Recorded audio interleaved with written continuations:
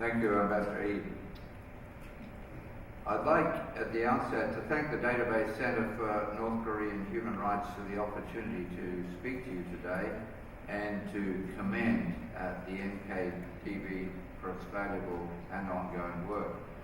I've only been in the Republic of Korea now for 4 weeks, and for those looking for an expert opinion, I defer to Ambassador Kim Yong-ho, the Korean Ambassador for Human Rights, to my colleagues on the panel, and to many of you here today. I'm here to listen and to learn. But what I can talk to you about today is Australia's perspective on this problem.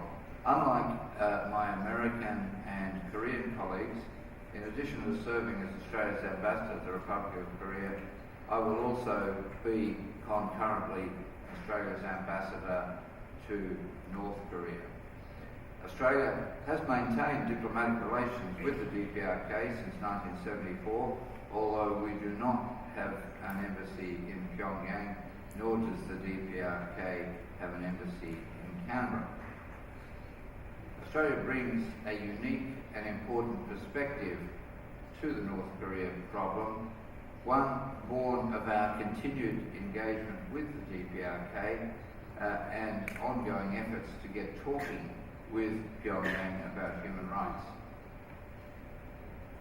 Let me begin by saying how pleased we are at the appointment of the Honourable Michael Kirby as Chairman of the UN Human Rights Council's Commission of Inquiry to investigate human rights violations in the DPRK.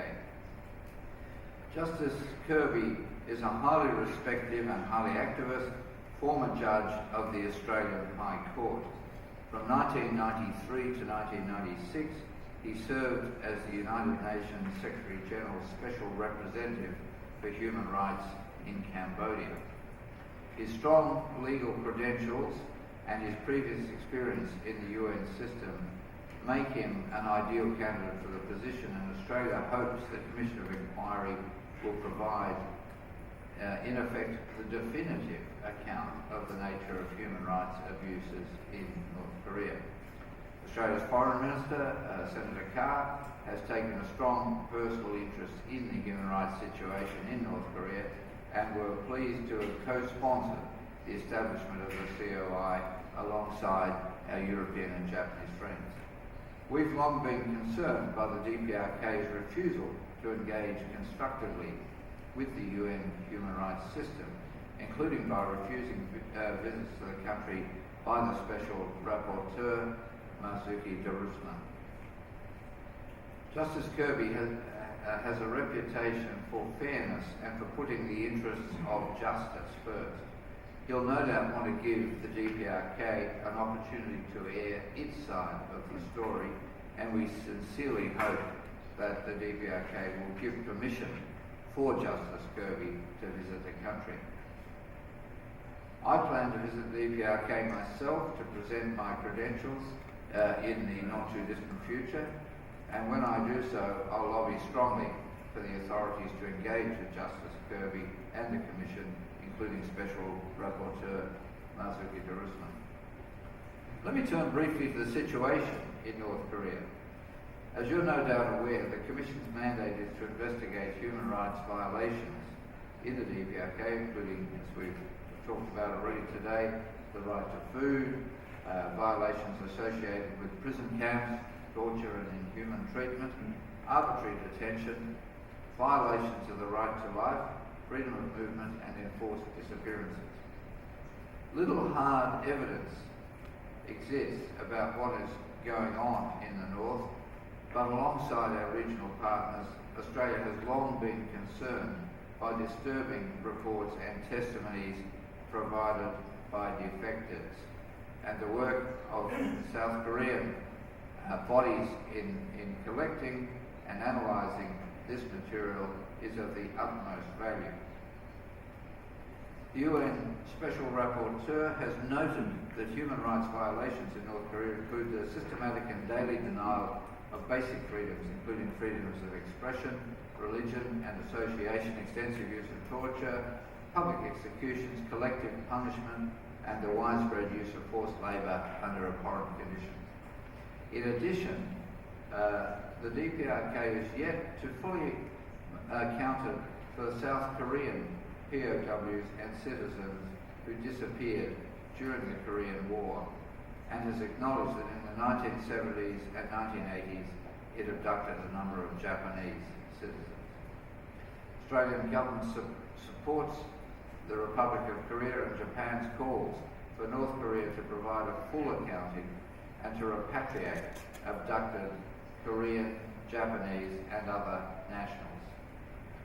We urge the DPRK to follow all of the special rapporteur's recommendations, including those on the reunion of separated families and the repeal of laws that allow for arbitrary decisions by the authorities and to abolish the death penalty. We endorse the Special Rapporteur's view that the recent leadership transition in North Korea presents an opportunity for the DPRK to change, including by addressing the international community's human rights concerns. So what's Australia doing about this? Well, first and foremost, we talk to the DPRK on the basis that no issue is off the table, including human rights. In our regular interactions with the DPRK, human rights are an issue that we raise at every opportunity. I will continue that practice. We use our diplomatic relations with North Korea to express our concerns on specific topics. To cite a few examples, my predecessors as ambassador have called on the DPRK to cease executions and to establish a moratorium on the death penalty, to end the widespread use of re-education through labour as an administrative punishment in the DPRK, which is in violation of international legal standards against forced labour, to take steps to improve the rights of women, children and the disabled, to address the food shortages that affect its people, to improve education for North Koreans about their human rights, to reform its judicial process, to ensure that torture and other forms of severe or degrading punishment are not employed in prisons or in the course of investigations, and to uphold and expand rights of due process and appeal. We also take advantage of every opportunity to raise international awareness of the problem, including at international meetings. The achievement of consensus on the UN General Assembly's annual DPRK Human Rights Resolution provides a broad basis for further international action. Australia is particularly concerned by the prevalence of hunger and malnutrition in the DPRK, and we have consistently supported international appeals providing an average of $5 million in humanitarian assistance to the DPRK each year to feed, we hope, the most vulnerable in North Korean society: children, the aged, and pregnant and lactating women.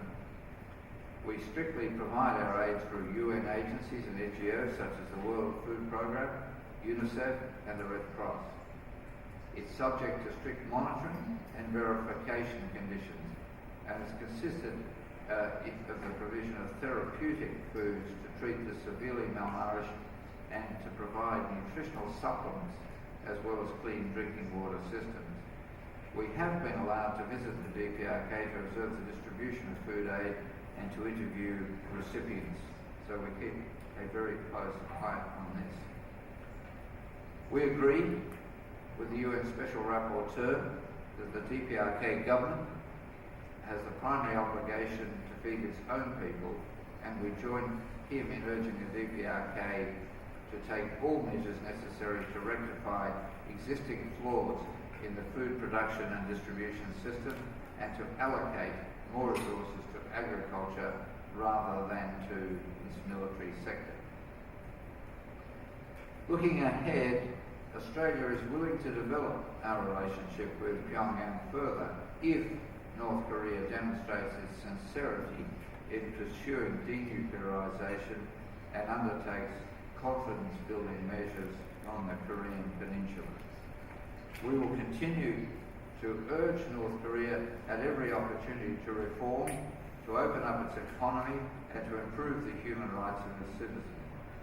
Should North Korea decide to engage constructively with us, Australia would stand ready to help North Korea re-enter the community of nations which uphold and promote human rights. Thank you.